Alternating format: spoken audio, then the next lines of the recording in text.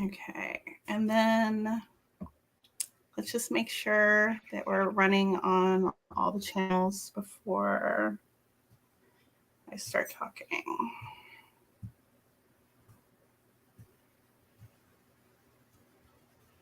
Okay. Are we good on Facebook? Yes. Okay, I'm great. on And Facebook. then Twitter. We get on Twitter. I'm the old Facebook mom.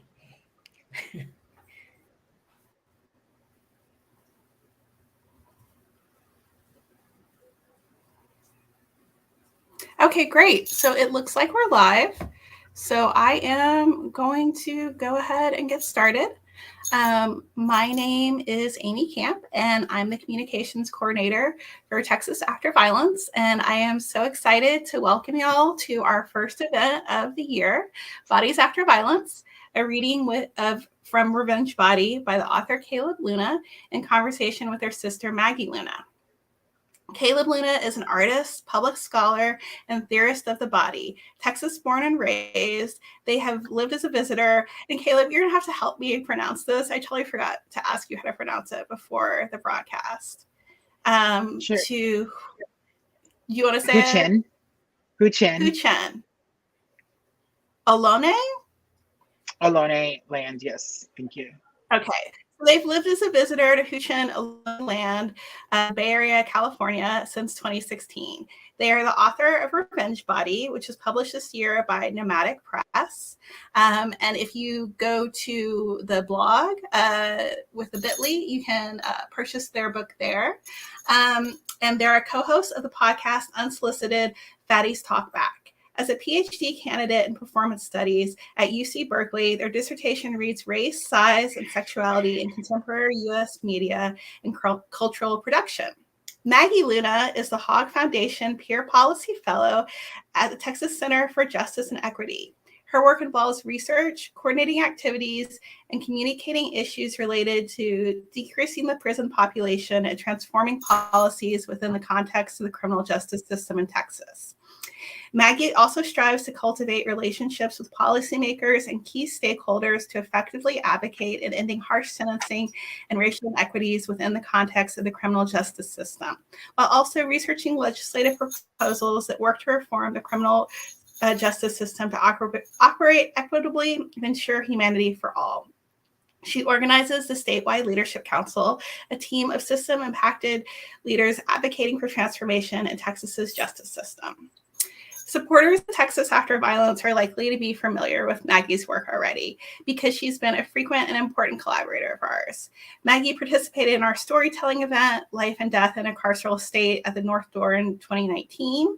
She's recorded an oral history as part of our Sheltering Justice project, and she is currently a member of our Community Advisory Council. We're always so excited to work with Maggie. She's an incredible force within the criminal justice reform movement who really inspires everyone around her with her skill and passion. The blogger Jess Baker said of Caleb's writing, I can almost guarantee that you've read at least one of their articles. They are often very much needed posts that push you far outside of your comfort zone and are full of complex subjects and ideas that you never know you needed to read, which then presents you with the opportunity to process them 3 or 10 times over. I think this is very accurate. I definitely realized after Maggie posted about Caleb's book that I had read and enjoyed some of their articles without connecting their name to Maggie's before. So we at Texas After Violence felt that Caleb's work as a writer and a theorist was complementary to Maggie's as an advocate and activist, especially in the way they both use their lived experience to inform their work. We are interested to learn how they, as siblings, and their similarities and differences have influenced and affected each other. I'm going to let y'all take it away. Thank you so much for doing this, y'all. Thanks, Amy. Thank you so much. That was such a wonderful introduction. I'm Okay. Sorry. no worries. So hi, Caleb. Hi. Okay, here we go. So I'm gonna, the way that we had envisioned this event taking place is I will read a poem from my chapbook Revenge Body, you can see here, and the image behind me is the image from the cover, um, designed by Arthur Johnstone. So thank you, Arthur, for this gorgeous image. So I'm going to read a poem, and then Maggie and I will have a conversation about the poem. But before I get into the first one, I wanted to just talk a little bit about Revenge Body and my process of writing it and its connection to these stories and to Maggie and my family. So I'll say this, like Amy said, this came out earlier this year, and it's been a long time coming. I think the oldest poems in this book I wrote in probably 2013 or 2014, and it really uh, the collection as a whole traverses my journey into my healing, really. Um, I think we kind of mentioned, or it kind of came up in the introduction. If you're not familiar with me and my work, like Amy said, I grew up in Texas, and so did Maggie, outside of Houston in the suburbs. In 2016, I moved to the Bay Area to start a PhD program at UC Berkeley, and that timing also coincided with my access to mental health care. We weren't strangers to mental health care growing up by any means, and we received a lot of it.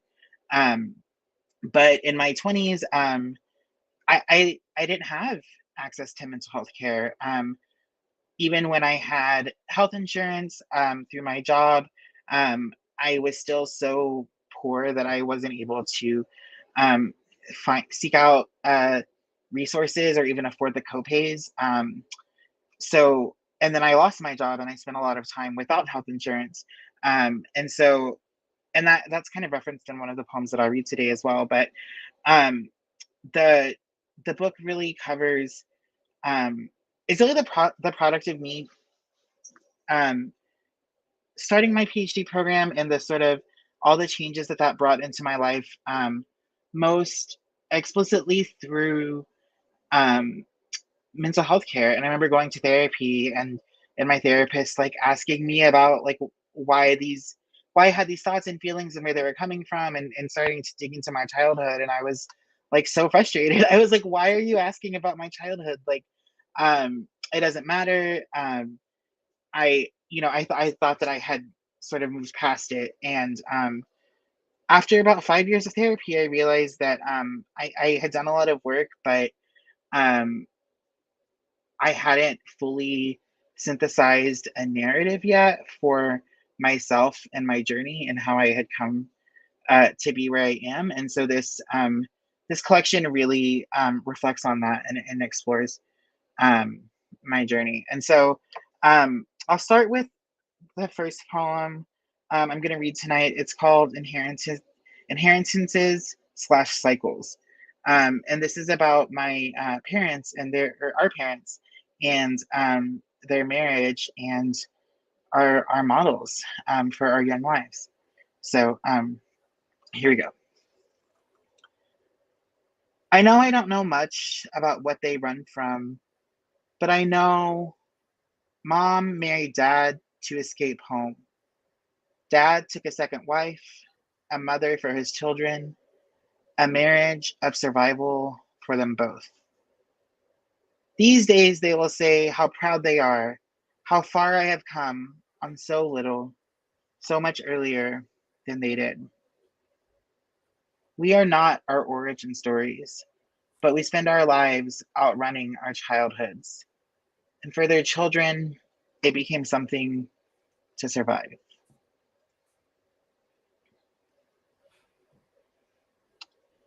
And that's the first poem um, from the book I'll read tonight. Again, it's called Inheritances slash Cycles. So, Caleb, Maggie. I think this is amazing. First of all, I'm very proud of all of the work that you're doing and you have done. And when I started reading these poems, they resonated so much with me because we lived them. Yeah.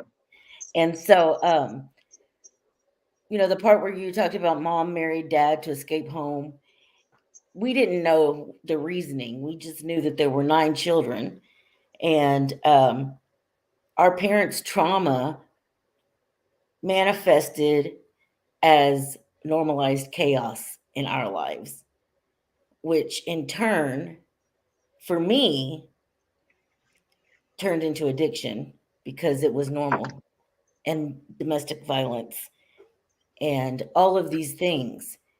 And so I'm just wondering, when was the moment when you realized I have to reparent myself? I wasn't raised normally, so now I have to re-raise myself, and they don't get to take credit for us reparenting ourselves.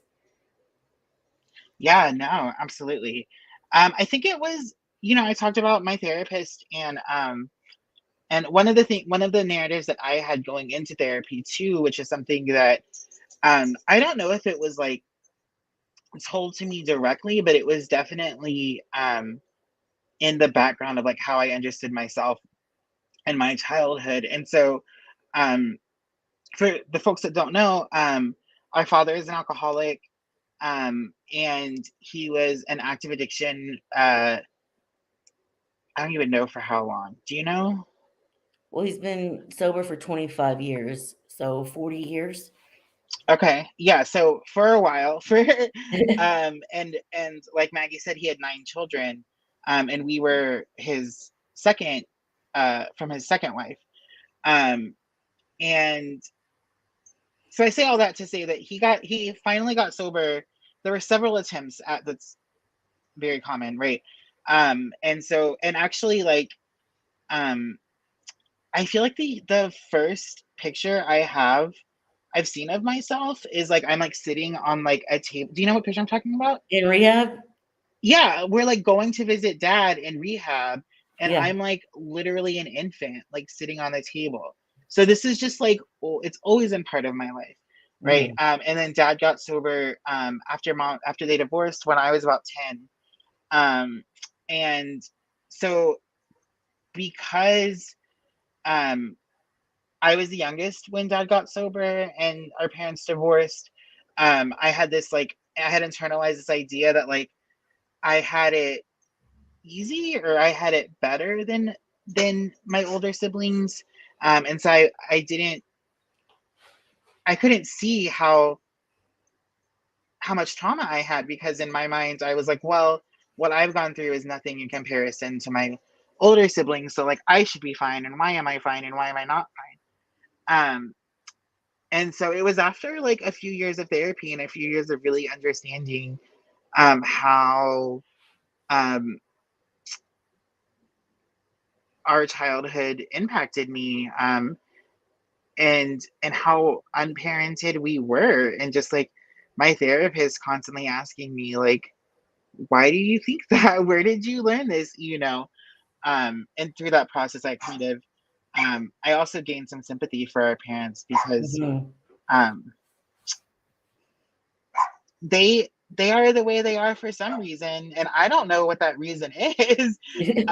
It's I know it's not their fault, and Mhm. I also know it's not my problem at Yes. this point, and that it's a journey, it's an ongoing process. I'm always, I feel like every day I'm having to reparent myself in some way. And I think it's interesting that you said that when dad got sober is when I started using. So you Mm-hmm. really did experience the life of an addict through me, even Yeah, though dad was sober, and yeah, the trauma, I mean, the damage was already done to the family. yeah, So, yeah. And we were so close because you were such a parent figure for me too growing up, because our parents were so unavailable that it was really up to you and our older brother mhm, Ometo to raise me and our other sister, right? mhm. And so yeah, that was also hard and confusing.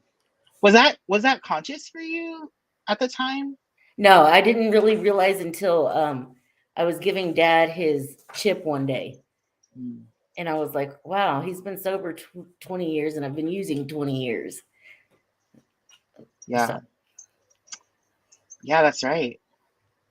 And it was after, it was after so many traumatic events in our lives, after like a lifetime of trauma too. But that sort of timeline makes sense for me with that mhm. knowledge. What about you? When did you learn about reparenting yourself? When I was 36 years old, after going to prison twice and, you know, destroying everything that meant anything to me because I didn't know. We grew up, love is pain. Yeah, You hurt the people that you love. I can't yeah, even trust the woman who birthed me, you know? And so, but all of this was just ingrained. It was yeah, just who we were. And so I think a lot of me going in and out of prison and jail was really helpful because I got to see how to interact. I mean, I'm not saying helpful, but I saw how normal people interact. And I'm not saying people in prison are normal, but it's a community setting, you know? And I heard other people's family stories. And I was like, this, I'm not normal, you know? And so through trauma therapy, this last time I got out was when I had a very good therapist who taught me that there is a little girl in me who never got what she deserved. And I remember that day I cried harder than I've ever cried in my life because just knowing like I wanted to be that Disney princess. I deserved that. But I was cooking dinner, washing clothes, and just surviving. So, yeah. yeah. As a child, and like there is some Disney princess to that story. This is Honey. This is my dog Honey. I'm trying to hold her so she doesn't cause a ruckus. But yeah, there's that sort of um, Cinderella, or I don't know, like when you say Disney princess, it's like, yeah, there's like that half Disney, like the before the savior narrative, Hmm. right? And yeah, I've had to do so much work thinking about, and we've talked a little bit about this, about like the ways that we form relationships and why and where we learn that from, and we didn't have good relationship models. And like Hmm. I remember having um this moment in therapy where I was like, because I'm a TV person. I love TV. I've always loved TV, and um, I continue to love TV. But I was talking to my therapist about, oh my God, the Babysitters Club, actually, which I remember Oh, you yes. were a big fan of. You like created your own Babysitters Club, right, with some friends? Yeah. In Kingwood. Uh, yeah. So they made a Netflix show about it. Have you seen it? No, but I definitely deserve credit for that. Yes. We'll make sure to get you royalties. But yeah, I was watching it, and like the parents on that show are such good parents. And I was like talking to my therapist about it, and I was like, yeah, there's this like trope on TV of parents being like um loving and supportive and kind. And I was like saying it as a joke, and my therapist, like, could tell by like her response, she was like she was kind of sad about it. And I was like, oh yeah, that definitely was like not my experience. Right.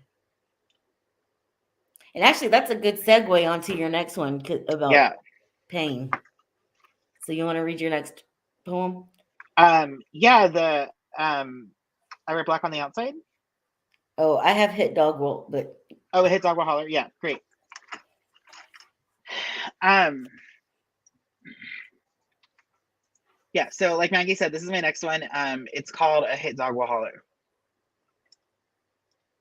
He lived in my neighborhood, the only boy who ever came to the only party I ever threw, with some gentle encouragement and some borderline sexual harassment. But is it harassment if you like it? He tugs at my nipple, as the boys do while we file onto the bus.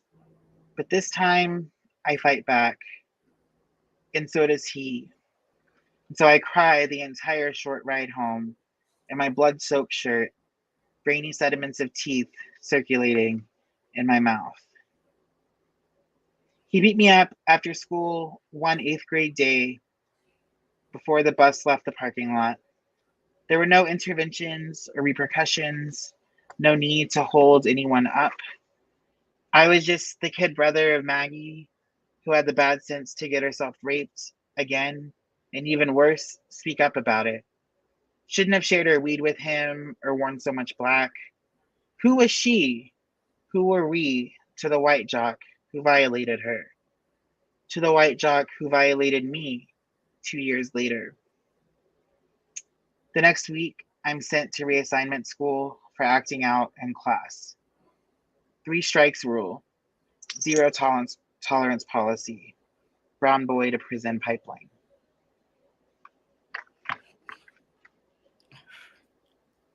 I feel that one, you know? Yeah, And I feel it because, I remember just growing up, we had all of this violence at home that we were trying to make it out of. And then we go to school and there's microaggressions, stuff that we were dealing with. That like, I didn't even know about feminine hygiene and stuff like that.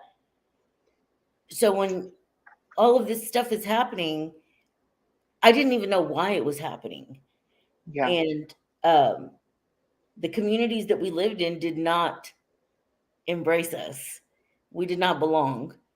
And I remember one day walking home in Kingwood with Omedo, and he got beat up.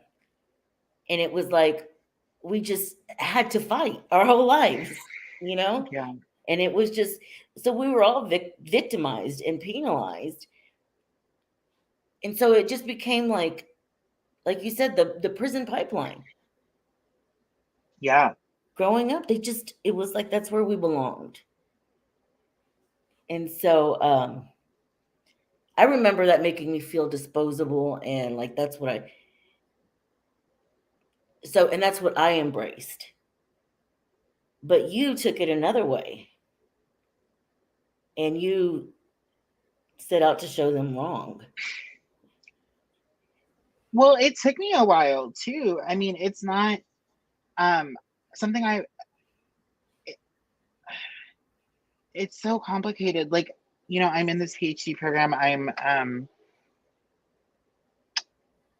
at Berkeley, which is so much like more than I ever dreamed could be like, in our family growing up, like everyone um works in service. Everyone, like moves their way up, and that's kind of how that was kind of our ticket out, and that was kind of um what my expectations. And I worked at Borders, and I worked my way up, and I was the sales manager, and I was like fairly successful a sales manager at age 24, and then Borders went under, right? But that was like my trajectory because I didn't go to college um right away. But it's taken me a really long time, and it feels really complicated to just understand the racism that we experienced from the school system, right? And how the way that our family was so disposed of and disposable to them, and we were so written off because we were fat, because we were brown, because we were poor. There was just all these assumptions that like all the it's like it's not like they didn't see the trauma and the drama that we were dealing with at home, but it was just kind of like, well, what do you expect from those Mexicans, like Mhm. and I didn't even it's in the past like 5 years maybe that I think back to my school's experience and be like, oh, there was so much racism that we experienced and how we were treated by the administration, um, and just the total lack of support. And it wasn't until I got to UT that like um, I really felt like um, my professors saw something in me and were really like engaged and supportive. And it was like black and brown, queer and feminist professors, right? And like we didn't have those people as teachers growing up. And so um and yeah, I just think about that experience and like being sent to a reassignment school because, and I had the reason that I had 3 strikes was because I had the science teacher that our other sister had, and he Mm-hmm. remembered me from her, and he hated her, and so he took it out on me, and Mm-hmm. so he had written me up twice for like on like I remember once we had a science project and part of it was like filling up this like bucket of water and moving it from like the sink to the table, and in that process like water spilled on the floor because it was like a big bucket of water and it like splashes around, and I'm like in 7th grade, and whatever, it was a very like innocent mistake, but I got written up for it. I got like in trouble for spilling water on the floor, and because of this 3 strikes rule, when I got a third referral, I was automatically sent to reassignment school. It was like a prison. We had a uniform, we had our uh belongings searched, uh entering and out, entering and exiting. There were uh metal detectors. We sat at individual desks and did our own work and like didn't speak to each other all day. Mm-hmm. And like in retrospect, I can see like how I was being funneled into that life, and I think it's just like I don't know. By the time I went to high school, I didn't have those teachers anymore, and I didn't have that. Um, I kind of wasn't shouldering that burden anymore, and so I was able to sort of. I didn't get in as much trouble in high school because I didn't have the same teachers that were taking that out on me and kind of Mm-hmm. dismissing me. But yeah, just like the way that our trauma was used against us to dismiss Yes. us. Just like what you mentioned in here about the rape. And that was a high school football Mhm. player who I smoked weed with on the front porch. And when we went to the police, he was not disposable. He had Yeah, to show up for his game. So it was me that was at fault. yeah, And then shortly after that was when I got arrested on campus because I didn't want to go to school anymore. I was humiliated that these officers didn't want to do anything for me. And then the football player goes in and tells everybody what a skank I am, And so it was just like the justice system wasn't there for me at all. And I saw very early this system that favored someone because they viewed them as more worthy. yeah. And now it's something that is like instilled in me. I see this. I've seen it since I was this big. You cannot tell me there's not systemic racism. You cannot tell me. I've lived it my entire life, you know? And it wasn't until somebody embraced me, like your teachers embraced you and encouraged me and saw something in me instead of that criminal, you Mhm. know? Um, yeah. Fuck, I forgot what I was gonna say, but oh, and also like as we think back onto like the trajectory of your life after that incident, and we know how unfortunately how common it is for people to turn to the coping mechanism, like like when we think about your life after that incident, Mm, and the addiction and the running away and the sex work and all the promiscuity and all this stuff, like those are such common responses to this kind of trauma, um that we just didn't know about, and of course with in retrospect we have that lens, but yeah, we were just really like out there on our own, and like it's hard because like I with our parents, it's like, yeah, I see how you tried your best, and of course like what the fuck do you do in those situations? You don't know. And Mhm. they weren't perfect, but they tried their best. And it's also not those things that are the upsetting thing either, like they have other flaws. Yes. But it's yeah, just with time and healing and perspective, thinking back um on these incidences were so um just mind blowing. Yeah. And yeah, it just totally reinforces the school to prison pipeline. And I agree with you. They did the best they could with what they had. But Yeah, when I look back on it, it's like I don't ever see myself in a place where I could just breathe, you know? yeah, And, of course, our mother couldn't just breathe because she had 9 children and everything else. And so we were all in survival mode at all times. yeah, And look at us now. yeah. God. um yeah, no, I very much feel like that this I wrote this when I was able to stop living in survival mode and reflect and make sense of it. But um yeah, and I felt really complicated about that prison to pipeline or school to prison pipeline uh line, because that was that did happen to me, but I was able to escape it You were somehow. being conditioned, though. Yeah.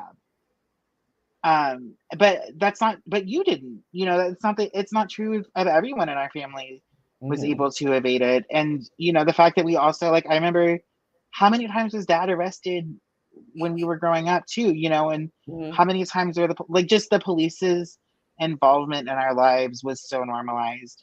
Yes. Yeah. I always tell my mom will call the cops on you. I Yeah, mean, and that really solidified in me a woman weaponizing the system. Instead of dealing with this problem, you're going to mhm, call these big men with guns who would probably shoot me. And you don't even care, you know? yeah, So, I mean, my trust for the law enforcement was, I mean, at the age of 16 when they brought me home from running away. Like, I left for a reason. Why are you yeah, bringing me back? yeah, Like, who are you here to serve? And yeah. And they didn't ask. no, they're not doing that work of, like, checking in and asking, like, why are you running, like, what is happening that you feel the need to risk your life just so you're not here, Hmm. and get to the root of that. Heavy. um should we move on to the next one? Absolutely. Okay. This one is called I wear black on the outside because the medical industrial complex told me I'm already dead on the inside. um And I like to read this one because I think it really synthesizes a lot of the themes of the book. Um, and I'll talk a little bit more about when I wrote this and why after I read it. But for now, once again, it's I wear black on the outside because the medical industrial complex told me I'm already dead on the inside. My oral surgeon is a very gentle top, tells me you're doing great. And I know I'm a good boy, at least so I've heard. 6 teeth plucked from my skull like a goddamn daisy. He loves me not. He loves me, he loves me not. He loves me, he loves me not. I remember my mother's teeth falling out at the dinner table too. So much of this body is my family's. I got her teeth and her temper. Once I asked a friend if I'm difficult to love like her too. I think back to this through the laughing gas, me on my back like always. When I get home, I text Jules, how much weight do you think I lost? My goal weight is no internal organs. My goal weight is healthy infant. My goal weight is Posh Spice and an LBD. My goal weight is Callista Flockhart, Fiona Apple. My goal weight is a skull full of teeth. My goal is to not wait for a world where no one has a goal weight.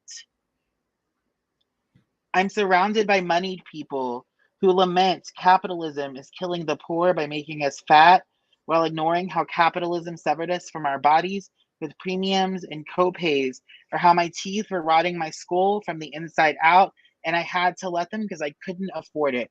And which is a bigger health risk, being poor or being fat? 6 teeth later, and we only have 32 to begin with. So, how do you like my new body? Fad diet, weight loss surgery, quick fix, the biggest loser, new year, new me, my after pick, summer body, beach body, revenge body, avenge my body. Um, and I wrote that after my first year in graduate school when obviously like graduate school is very stressful and incredibly busy and um, my experience was no different. And I was also trying, they don't pay you enough to live. So I'm constantly doing um, events, not unlike this one, for a little extra cash. And um, I had a particularly heavy first year workload just because of like the requirements of our program and timing and scheduling and all that. And so it was the end of the semester and I was scheduled to go to Portland to give a keynote and I was really excited about it. But it was also, I was like taking classes. Part of my program was putting on a show. So I was also developing a show and rehearsing it and and putting it on. Just so much going on. And I got sick. And, like I said, I didn't have health insurance for so long and my teeth were neglected in that time. And even when I first got to graduate school, I didn't have the ability to really take care of everything that was needed to. And so, and I remember them telling me like going to the dentist to get a checkup and just kind of get, um, a sense of what needed to happen. And they were like, "Oh, you need this procedure. It's about $1,200." And I was like, "Awesome! The next time I have $1,200, this is like at the top of my list." Um, and I never had that extra $1,200, and so it ended up. And this is what happens, like right when you don't listen to your body and when you push it to its limits, it will stop for you, and that's what happens. And I had all these teeth in my that had broken off and hadn't gotten fixed or hadn't gotten removed, and some of them got infected, and I ended up having to have 6 of them removed at once, which is a high number, I think, for a tooth extraction at one time. And so it was just like such um, a mind fuck, and I was so angry. And also, coming to graduate school and doing work about fatness and this like elite institution where everybody is wealthy and thin, and they're thin because they're wealthy and they're privileged, and just navigating all these people's biases and stigma and bullshit, and being so frustrated, like you don't even see like what the true danger is. You're just so wrapped up in this one narrative. um, and so yeah, that was my response. So this was interesting, and I reached out to you last night. Like, what is the significance of the teeth? Because it could mean so many things Mm-hmm. to me. Mm-hmm. And I say that because, first of all, my teeth are in desperate need of some help, and I don't have the $2,000 that it would take to get an entire new. But anyway, that's a different story. And we have a cousin who passed away in her 30s because of abscess teeth. Mm-hmm. And we've been told this whole time that our bodies have to be looking a certain way to be healthy. Mm-hmm.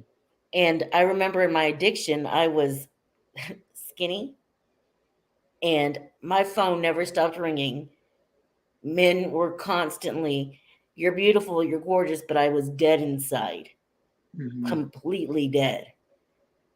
I mean, I was miserable, but I look good, you know? And then we have another family member who obsesses with their weight and health and ends up with a brain tumor. Mm-hmm. So I'm told this whole time that my body has to look a certain way in order for me to be healthy, but I'm seeing all of this stuff, and whenever I look that way, I don't feel good. Yeah. And it's because I'm totally focused on the outside. And once I quit and realized, hey, I got other talents, you know? There's other things I can be doing. I don't care what you think about me, you Yeah. know? So this this was kind of Yeah. liberating for me too. Oh, good. I love. Yeah. I mean, because so much of what you're saying. I remember when after you got out, um, the second time, and you were in the halfway house, and we went to visit you, and you had said something about how um part of, like, I think you said, like, I didn't even like meth, but it made me skinny, and like that was your one of your Trigger. drugs. Um Yeah, my and weight was a big trigger in the beginning because I had gained an mm, entire 100 pounds in prison, yeah, and I know how to get rid of it quick. yeah, um yeah, and just um and then I remember also, like, I think it was maybe the same year even. I don't remember if you remember this picture, but we had gone to mass with mom, and we were sitting next to each other, and I was like, "Oh, our bellies are like the same shape." And I like took a picture of them side by side. And I was like, "This is," because like we also have a cousin that looks exactly like you, right? Hmm. And I look exactly like dad. And Yeah. so there's a part of my fat politic and approach and understanding of fatness is that these are just our bodies. This is Yes. how our family looks, and like um and that giving me a real peace, knowing that, like, this is just my body was going to end up this way no matter what I did, right? Hmm. Because that's just the way that our people's bodies look. And so when I say so much of this body is my family's, like, I look like dad, but I have our mom's teeth. Like, our mom has a very similar dental history where, like, she has almost none of her original teeth left. Hmm. Um, yeah, she was just like always going. I had to go to the dentist earlier this week and get, I told you this, like, there was a cavity that was filled, but it was filled over. And so they had to remove the filling and then fill in the cavity under. And I was just like, that kind of weird teeth shit doesn't happen to like anybody, but somebody with these genes for these kinds of, we just have, I mean, I don't want to put a value judgment on it, but like we have teeth that need a lot of work. Or I do. I don't know Hmm. about your teeth, but I'm just like, oh, this is, it's not about how much I brush my teeth or with what. It's just about the fact that, like, these teeth are fragile and brittle and they're gonna break. This body looks like this because it was meant to look like this. Um, and that's so much about our race and our history and our family. And speaking of Um, mental health, that yeah. we've been in therapy since I can remember, and I never like, now that I am becoming more aware and happier and more maintaining my sanity. If I start to look down at my body, my mental health is in Yeah. danger. And I Yeah. am in danger of relapse, and I am in danger of destroying not only my life, but all the work that I've put in. And so that value that has been put on, oh, you're going to eat that? Yeah, but then guess what? Guess what I'm going to go do? I'm going to go write a paper that's going to change Yeah. somebody's life. Why are you worried about what I'm eating? You know? Yeah. Yeah, I when I'm snacking while I'm writing, I call them my thinking cookies or whatever. But yeah, and it even reminds me too of how you were talking about when you were in the system and you would see the different ways that people got treated based on their bodies, right? And based on if they were white, if they were blonde, if they were thin, if they were pretty, right? Like that gave them, if they were lighter skinned, Mm-hmm. like all those things gave them um shorter sentences, right? And more, and this is something that I talk about a lot of my work too, right? Like the stakes of fatness are very high. Like I understand why people are so anxious about it, because it's not just like, oh, I'm gonna like, I might not like how my body looks, or other people might not like how my body looks, but it's like maybe the judge is gonna give you a harsher sentence if you're a Yes. fatter person. And Um, it's true. yeah, I If I'm believe it. cute, I am not going to suffer. But hey, we Yeah. have 3 minutes, and I want you to read Hand to Heart, because I Oh, think it okay. closes out perfectly. Beautiful. Here we go. This one's called Hand to Heart. Um, I slice my body open, making breakfast. I forget I am in charge. It takes 2 days, some salve, and a bandage for the blood to clot, skin to reattach, pain to dull ache, and one day it will scar. In my mind, I measure the gap and repair when the wound is internal. I remember I am in charge of my own healing. Yes. I mean, when I Um, read that last line, I am in charge of my own healing. You know, yeah, I can blame everybody my entire life and continue to suffer. Or I can get better and nobody can take credit. yeah. I love Yeah, it. and just like that was such a. I remember when that happened, and I like um cut myself, and I was like, oh no, what do I do? And Mm. I had to be like, oh yeah, I have to go get Neosporin. I had to put bandages on. You know, like I had to.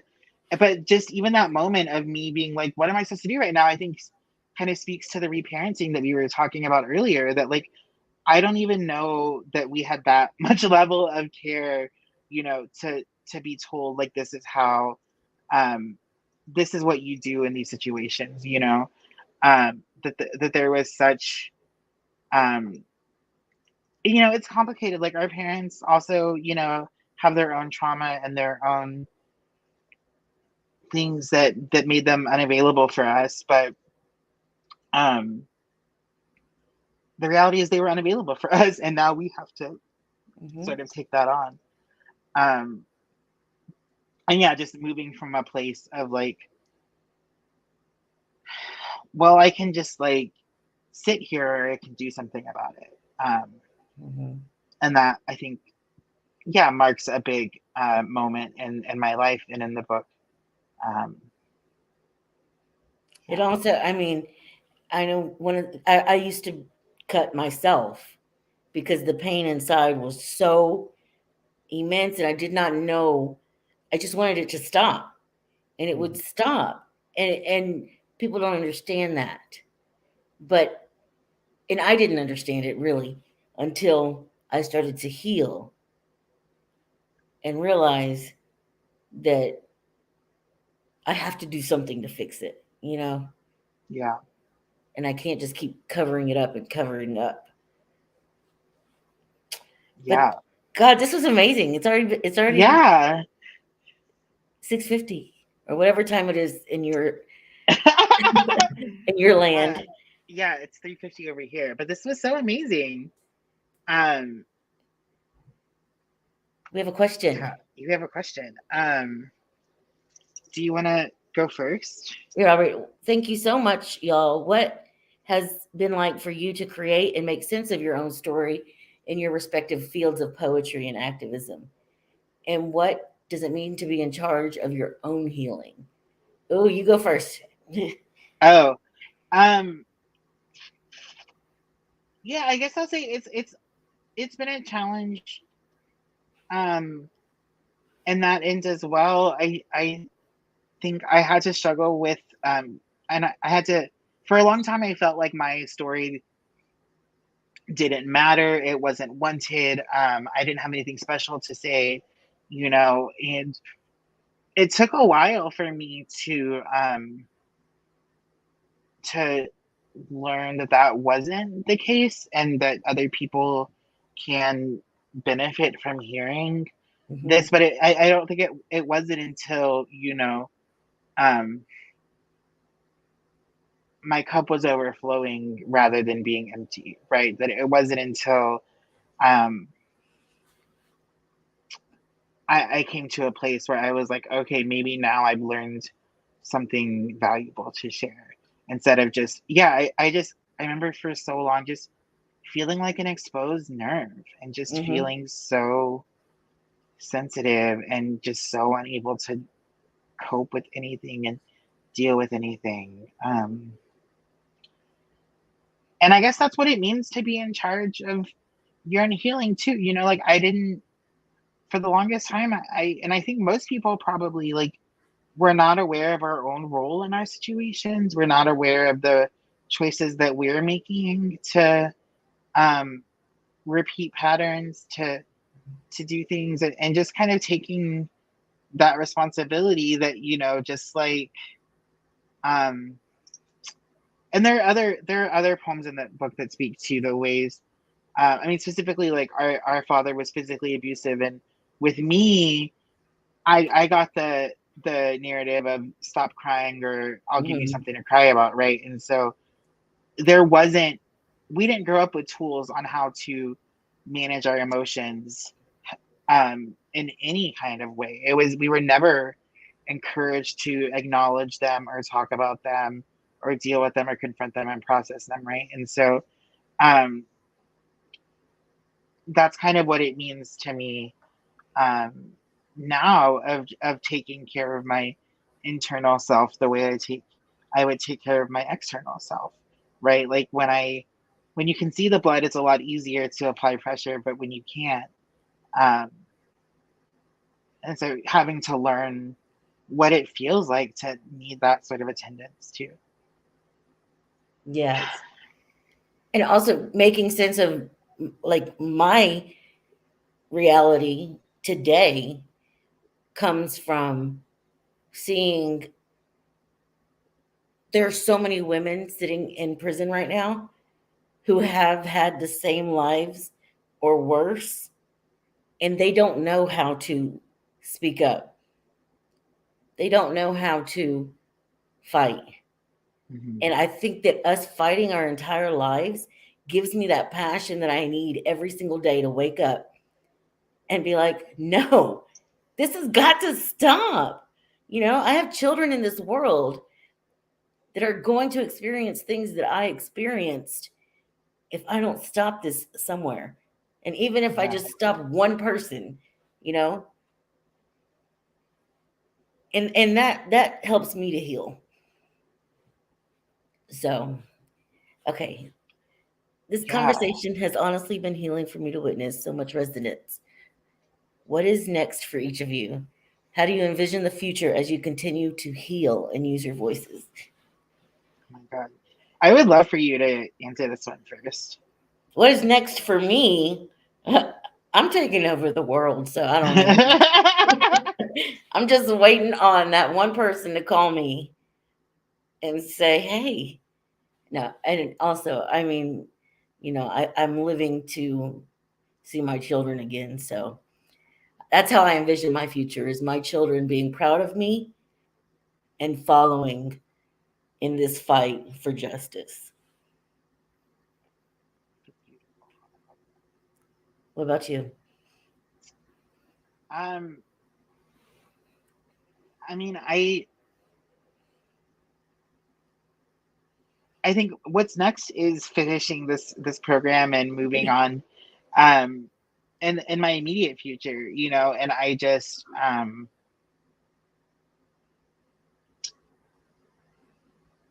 I don't know. I just want the things that I'm at a point in my life where like I never thought I would make it this far. Right.